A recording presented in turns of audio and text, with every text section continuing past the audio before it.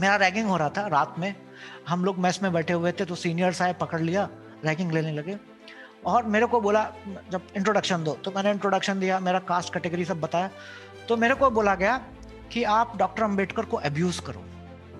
तो I was very shocked actually, और मैंने मना किया कि नहीं दूंगा मैं। तो थोड़ा सा टेंशन हुआ, फिर ultimately I have to give.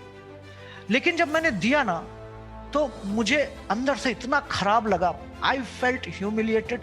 मतलब मुझे लगा कि यार मेरे से ही क्यों बोला गया और बाबा साहब को ही क्यों। तो मैं जब वापस आया तो that was my actually the moment where I started thinking about doctor Ambedkar. I am the student who has been just selected. मैं अपनी सारी फाइल लेके जाता हूँ, सारे सर्टिफिकेट से, और मैं क्लर्क के पास जाता हूँ फॉर्म भरने के लिए।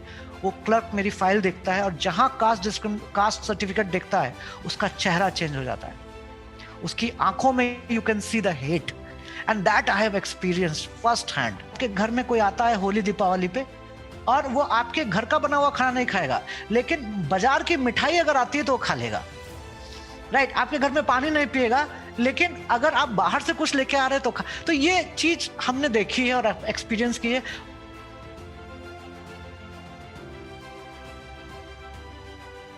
तो अनूप भाई, ये तो रहा कि आपका एक एक्सपोजर हुआ, किस तरीके का माहौल है एक एजुकेशन सिस्टम में, फिर आपने कुछ डॉक्यूमेंट्रीज बनाई, फिर उसके बाद मैं अपनी एक एकेडमी चलाऊंगा, वहाँ तक कैसे पहुँचे? मैंने इंजीनियरिंग कॉलेज छोड़ने के बाद मैंने डिसाइड कर लिया था कि I am going to work on this issue only, caste and higher education. कि बच्चों के साथ जो हमारे बच्चों के साथ जो डिस्क्रिमिनेशन होता है उसी पे काम करूंगा। तो उस दौरान सबसे पहले मैंने मैगजीन निकाली। मैं जेएनयू गया एमए और एमफिल करने के लिए। जेएनयू में मुझे एक मौका मिला, एक बड़ा प्लेटफॉर्म मिला, और वहां पर मैंने 2001 से 2005 तक मैगजीन चलाई, 2003 से 2006 तक।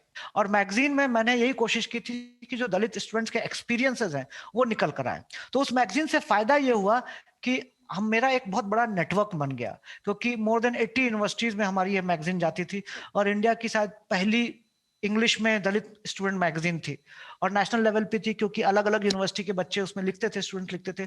तो वहां से मुझे बहुत इंफॉर्मेशन मिल रही थी, क्योंकि लोग मैगजीन में लिख रहे हैं, वो मेरे सब्सक्राइबर हैं, मेरी बातचीत हो रही है। और मैं क्या करता था, मैगजीन लेकर दिल्ली से निकलता था जब भी वैकेशन होता था, और चेन्नई तक जाता था ट्रेन से मैगजीन लेकर।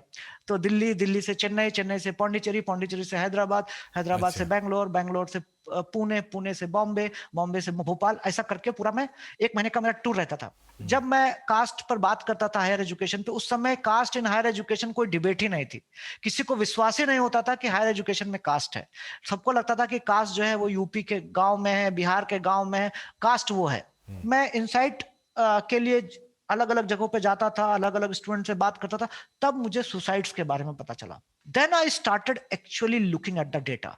फिर मैं क्या किया, फिर मैं ट्रेवल करना चालू किया, अलग अलग आईआईटीज में, अलग अलग मेडिकल कॉलेजेस में जाकर पूछना शुरू किया क्या हुआ, क्या हुआ। And then I collected some 22 stories. जी।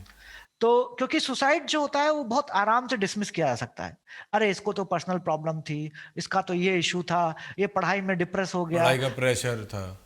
हाँ, पढ़ाई का प्रेशर है। तो सुसाइड्स इंडिया में, सुसाइड्स जो है वो उस पर केयरफुली कोई काम नहीं करता है, राइट। कि सुसाइड आदमी क्यों करता है, तो सुसाइड को हम स्टिग्माइज कर देते हैं कि अरे वो कमजोर था, वो डरपोक था, ही वाज अ कावर्ड, भाग गया, परिवार का नहीं सोचा। तो एक नेगेटिव, मतलब आप अगर किसी की सुसाइड को या मेंटल हेल्थ को लेकर जब बात करने जाते हैं तो फर्स्ट रिस्पांस लोगों का बहुत नेगेटिव होता है। तो यही बात मैं हम लोग गए आईआईटी के पास, तो आईआईटी जो है उन्होंने बुरी तरीके से हमको डिसमिस कर दिया। बोले आप लोग जातिवाद कर रहे हैं, आप लोग इसमें भी जाति ढूंढ रहे हैं। अरे रीजन ये है कि ये बच्चे रिजर्वेशन लेकर आते हैं, ये इतने इंटेलिजेंट नहीं होते हैं, और हमारा जो एकेडमिक है वो बहुत रिगरस है, और ये कोप अप नहीं कर पाते हैं तो उसका ओनस भी, सुसाइड का ओनस भी उनके ऊपर ही चला गया। बच्चों पे, कि भाई ये तो फेल हो रहे थे बच्चे, ये तो डिप्रेशन में थे। अब डिप्रेशन में क्यों है, क्योंकि रिजर्वेशन है। अब रिजर्वेशन से आ जाते हैं, रिजर्वेशन तो हम नहीं रोक सकते, लेकिन भाई हम अपना एकेडमिक्स थोड़ी ना लोअर करेंगे इनके चक्कर में। तो ये बच्चे जो हैं झेल नहीं पाते हैं। और फिर उसी दौरान ये भी पता चला कि सिर्फ सुसाइड से नहीं, ड्रॉप आउट रेट्स भी बहुत हाई हैं। जैसे कि आईआईटी में हर साल, मैं 2007-8 की बात कर रहा हूँ, कि हर साल 25% बच्चे हमारे ड्रॉप आउट हो जाते हैं। तो आईआईटी जेई निकाला 100 दलित बच्चों ने, दलित और आदिवासी बच्चों ने, उसमें से 25 पहले सेमेस्टर में ही छोड़ देते हैं। तो मैंने क्या किया, फिर आईआईटी दिल्ली पर एक रिसर्च किया। तो आईआईटी दिल्ली ने 2007 या 8 में 22 बच्चों को निकाला था फर्स्ट सेमेस्टर के बाद। तो मैं इन 22 बच्चों के पास गया, पूरा रिसर्च किया, उनके साथ 1 महीने रहा, और मैं मेरे दिमाग में सिर्फ एक क्वेश्चन था कि ये बच्चे अभी आईआईटी जेई का एग्जाम देकर आए हैं, which is one of the toughest exam. उन्होंने इसमें अच्छा स्कोर किया है, इसलिए उनको आईआईटी दिल्ली मिला है। तो ये 6 महीने में वीक स्टूडेंट कैसे हो गए? मैं सोचा कि ठीक है, ऐसे बोलने से तो काम नहीं चलेगा, मेरे को उस पर प्रॉपर रिसर्च करना होगा। तो मैंने पूरा उनका बैकग्राउंड निकाला। अब 22 के 22 बच्चे हिंदी मीडियम और रीजनल बैकग्राउंड के हैं, 22 के 22 बच्चे गांव से हैं, 22 के 22 बच्चे फर्स्ट जनरेशन या मैक्सिमम सेकंड जनरेशन लिटरेट हैं, लेकिन उनके पेरेंट्स कॉलेज नहीं गए। लेकिन आईआईटी उनको ट्रीट करता है बिल्कुल अपर कास्ट एलिट बच्चों की तरह। तो कोई सारे क्लासेस इंग्लिश में है, कोई सिस्टम ऐसा नहीं है जो उनको ओरिएंटेशन दे, उनको बताए कि, और उनको उनको सपोर्ट करे। उनको वीक स्टूडेंट माना जाता है, जबकि वो वीक नहीं है, दे आर डिफरेंट, वो अलग स्टूडेंट हैं। लेकिन आईआईटी इनको एक जैसा देखता है, कंपेयर करता है। ठीक है, आईआईटी इनके लिए कोई अलग से कुछ एक सिस्टम या हेल्प करने के लिए नहीं बनाता। अब जैसे कि मेरा ये कहना है कि भाई, आपके हमारे देश, हमारा देश बहुत गरीब देश है। आज भी हमारे 80 to 90% बच्चे सरकारी स्कूल से पढ़ते हैं, अपनी मातृभाषाओं में पढ़ते हैं। तो ये आईआईटी 70-80 साल पुरानी है, ये अभी तक सिस्टम क्यों नहीं बना पाए कि जो मेजॉरिटी के जो बच्चे हैं वो जब मेरे पास पढ़ने आएंगे तो हम उनको ऐसे ऐसे सपोर्ट करेंगे। राइट? आप किनको कटर कर रहे हो? आप सिर्फ 10% के बच्चों को पढ़ा रहे हो। आपका सिलेबस, आपका पढ़ाने का तरीका, आपका पेडागोजी, सब कुछ सिर्फ इंग्लिश मीडियम एलिट स्टूडेंट्स को पढ़ाने के लिए है, चाहे वो टिस हो, चाहे वो जेएनयू हो, चाहे कोई सा भी इंस्टीट्यूशन हो। फिर मुझे समझ में आया कि इससे लड़ने का तरीका क्या है। एक तरीका यह है कि मैं कोर्ट केस लड़ता रहा हूं इनसे, single individual cases of discrimination, but वो मेरे लिए बहुत डिफिकल्ट था। एक एक केस को लड़ना, इट्स वेरी डिफिकल्ट। और दूसरा, जस्टिस भी नहीं है इंडिया में, there is no sense of justice, actually justice नहीं है। और कास्ट का तो जहां आप नाम लेते हैं वहां पे तुरंत हॉस्टिलिटी मिलती है। आप पुलिस में जाइए, आप कोर्ट में जाइए, the response is very very hostile. तो क्योंकि I fought many cases, legal cases, मैंने बहुत सारे केसेस लड़े हैं इस पर, सुसाइड्स केसेस पे, तो कहीं पे भी हमें जस्टिस नहीं मिला, न्याय नहीं मिला। कोर्ट ने सब जगह हमारा केस डिसमिस कर दिया। तो ये सोचती नालंदा एकेडमी की शुरुआत के पीछे? जी, तो ये फिर 2013 तक मैंने दिल्ली में एक्टिविज्म किया, ये सब डॉक्यूमेंट्रीज बनाई, और भी डॉक्यूमेंट्रीज के साथ मैंने हेल्पलाइन भी चलाई थी स्टूडेंट्स के लिए कि अगर आपको कुछ प्रॉब्लम हो तो 3 साल तक हमने नेशनल हेल्पलाइन चलाई। बच्चों की बहुत सारी प्रॉब्लम सुनते थे, उनको जो भी हम सपोर्ट कर सकते थे वो सब सपोर्ट करते थे, इंफॉर्मेशन देते थे उनको, डिस्क्रिमिनेशन से कैसे लड़ना चाहिए, कैसे इंगेज करना चाहिए, वो सब करते थे। सुसाइड्स प्रिवेंशन का भी काम किया कि भाई आपको अगर प्रॉब्लम हो तो वी वर 4 पीपल, तो हम 4 लोग थे, और हम लोगों ने 3 साल तक वो हेल्पलाइन चलाई। फिर हम लोगों ने बोला कि हमारे बच्चों को पॉजिटिव रोल मॉडल्स मिलने चाहिए, तो फिर हमने दलित एंड आदिवासी स्टूडेंट पोर्टल नाम का एक वेबसाइट लॉन्च किया 2008 में, जिसमें हम कभी भी डिस्क्रिमिनेशन की बात नहीं करते थे उस वेबसाइट पे। We only posted successful stories. हम जो हमारे टॉपर्स थे, जो हमारे गोल्ड मेडलिस्ट थे, जो जिनको फॉरेन में स्कॉलरशिप मिल रही है, ऐसे लोगों का हम इंटरव्यू लेते थे, ताकि ये जो स्टीरियोटाइप है कि हम कुछ नहीं कर सकते, हम लोग रिजर्वेशन से, उसको उससे फाइट करने के लिए तो ये सब कोशिश कर रहे थे हम लोग। लेकिन मुझे बहुत अच्छा नहीं लग रहा था। I actually wanted to work at the grass root. फिर लकीली 2013 में मुझे मौका मिला और मैंने वर्धा शिफ्ट किया महाराष्ट्र में, और यहाँ पे पिछले 8 साल से I am running this academy. अभी आपने नाम लिया वर्धा का, महाराष्ट्र में, आप रहने वाले यूपी के हैं, तो मेरा सवाल ये है कि वर्धा ही क्यों? महाराष्ट्रियन कम्युनिटी है, लोकल लैंग्वेज मराठी है, आपका मराठी और महाराष्ट्र से कुछ लेना देना नहीं, आप यूपी वाले, तो उधर कैसे? हाँ, एक तो ये था कि महाराष्ट्र मुझे हमेशा से फैसिनेट करता था, क्योंकि बाबा साहब का जन्म स्थान था यहाँ पे। तो मेरा हमेशा से ड्रीम रहा है कि आई शुड राइट। तो 2013 में मैंने सोचा कि मैं ब्रेक लेता हूँ and I will start writing. मेरा जो भी एक्सपीरियंसेस है, क्योंकि तब तक 14-15 साल हो चुके थे काम करते करते। तो तभी मेरी एक दोस्त है यहाँ पे वर्धा से, तो वो आई और उनका जी। कॉलेज है यहाँ पे, doctor Ambedkar college of social work. तो उन्होंने बोला कि उनको एक इंग्लिश टीचर की जरूरत है, जो क्योंकि यहाँ की जो बच्चियां हैं वो मेजोरिटी गर्ल्स स्टूडेंट्स हैं गांव की, मराठी मीडियम से, तो उनको इंग्लिश में बहुत प्रॉब्लम होती है। तो वो जनवरी 2013 की बात है, जनवरी या फरवरी। तो उन्होंने मेरे को बोला कि कोई टीचर हो तो बताइएगा आपकी नजर में। आई वॉज वेरी डिप्रेस्ड, ये सब चीजें चल रही थी, क्योंकि देयर वाज नो जस्टिस। हम बहुत संघर्ष कर चुके थे, लेकिन न्याय नहीं मिल रहा था कहीं पे। तो I was very depress and suddenly I could not sleep whole night. और 3-4 बजे मैंने डिसाइड किया मैं ही चला जाता हूँ। मैं जब यहाँ पे आया, मैं शायद जुलाई या अगस्त में आया था, बरसात के मौसम में। और मैं आया अपने कपड़े और किताबें लेकर, और उन्होंने मुझे कॉलेज में एक रूम दे दिया, कॉलेज में ही। तो मैं रहने लगा वहां पे, और मैं वहां पे इंग्लिश पढ़ाना शुरू किया। तो 22 बच्चियां थी जो BSW कर रही थी, bachelor in social work, final year में थी। तो उनको मैंने पढ़ाना शुरू किया।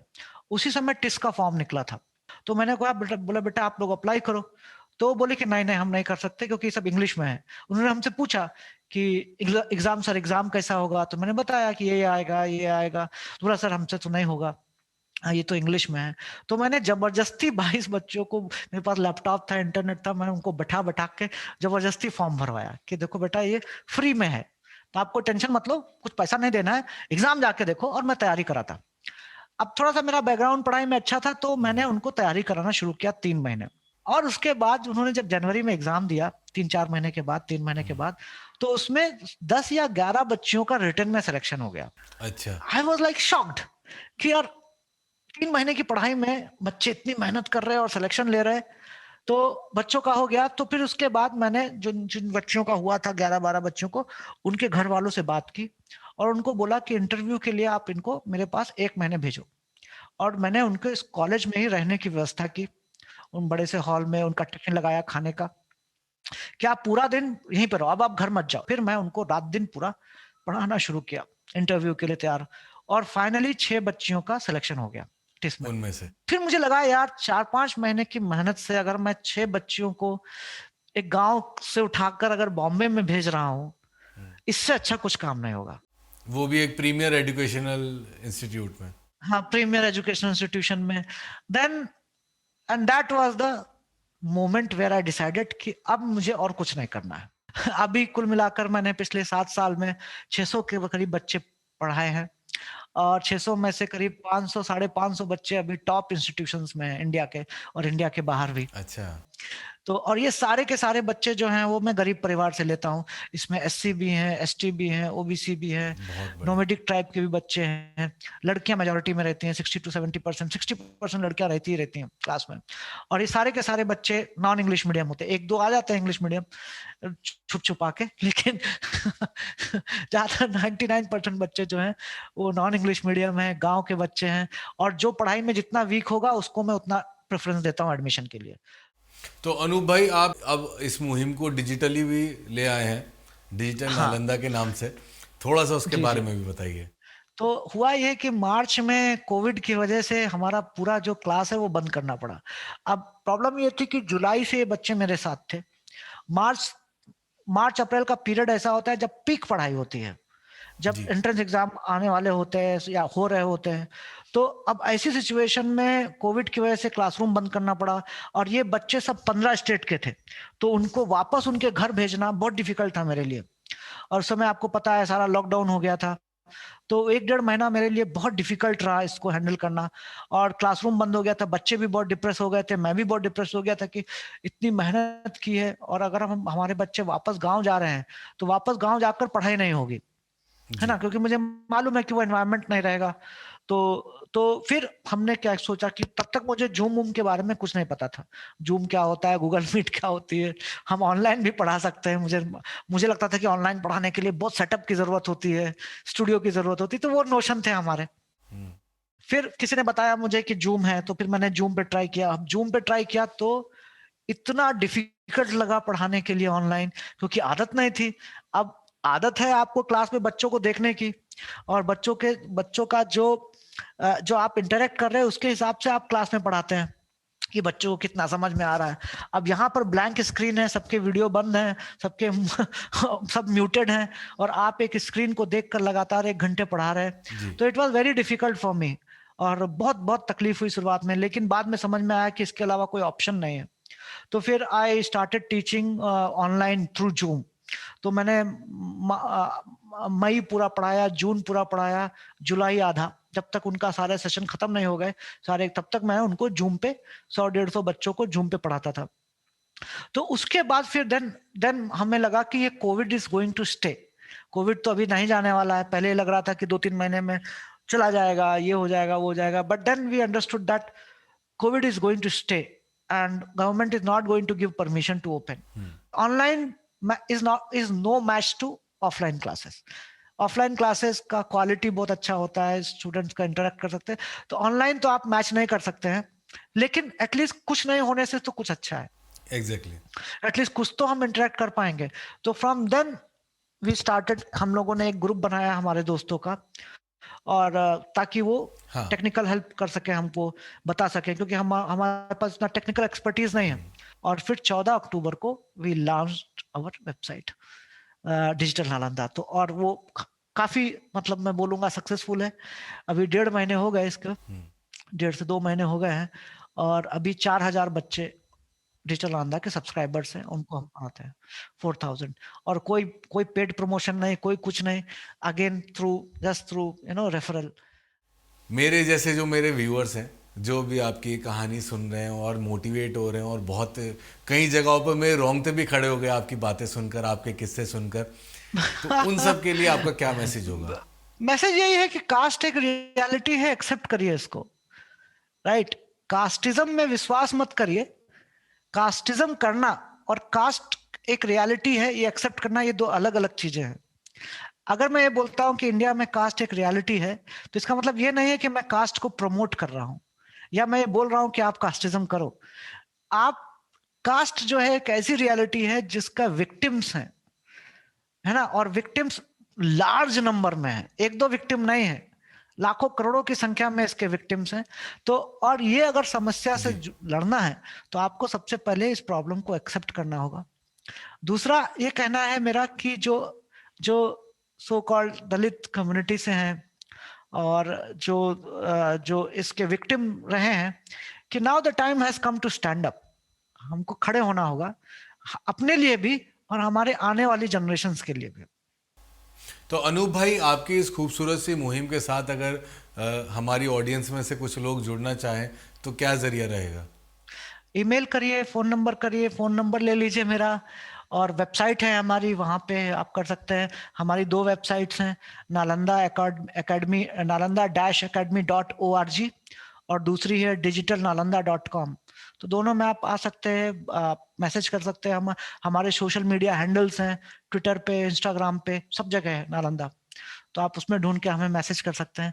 We will be very happy to get any kind of support from you. और अगर आपके पास स्टूडेंट्स हैं, तो उनको अगर आप हमसे जोड़ेंगे तो हमें बहुत अच्छा लगेगा। आपके परिवार में अगर गांव के कोई बच्चे हैं, परिवार में, रिश्तेदार में, दोस्तों में, जो कुछ करना चाहते हैं लेकिन मौके नहीं है उनके पास, फाइनेंशियल प्रॉब्लम है, ड्रॉप आउट हो चुके हैं लेकिन पढ़ना चाहते हैं, please connect them with us. We will be very happy to support them. जितना हमसे हो सकेगा हम करेंगे, ये हमारा प्रॉमिस है।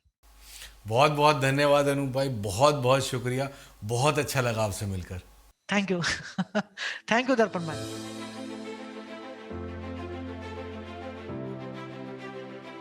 ऐसी और कहानियां देखने के लिए हमारे चैनल को सब्सक्राइब करना मत भूलिएगा। नमस्कार।